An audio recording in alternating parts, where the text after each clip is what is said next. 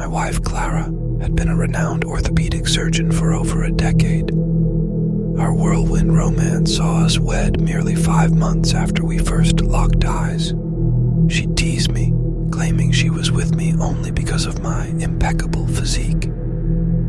"If you weren't this flawless, I'd feel compelled to work on you," she'd jest.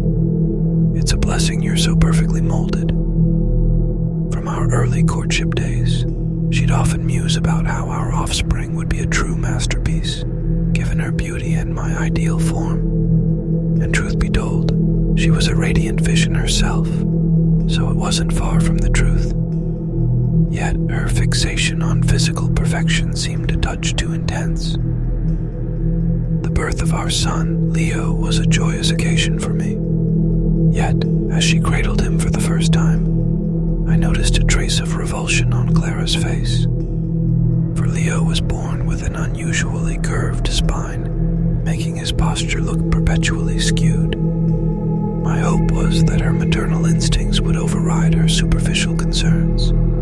Yet as Leo grew older, his pronounced curvature became even more evident.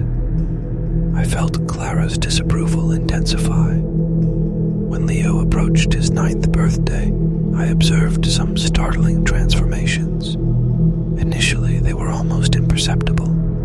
His posture seemed slightly straighter, and he complained of backaches more frequently. I attributed this to growing pains. But then, one evening I saw him with fresh scars along the middle of his back. He seemed dazed and mumbled something about falling from the treehouse. Clara was quick to brush it off, explaining that she had already dressed his wound. "He's so tough, hardly even cried." Yet, as days passed, it became undeniable.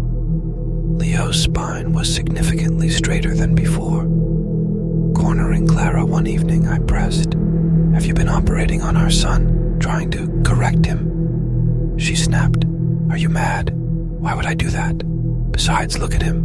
He's nowhere near perfect." We retreated to our respective worlds that night, a chasm of silence between us.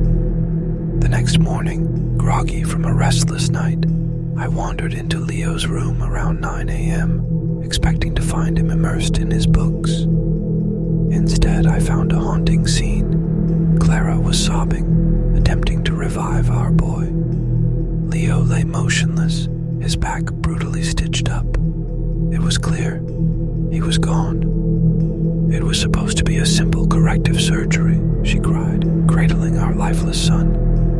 "I didn't mean for this to happen."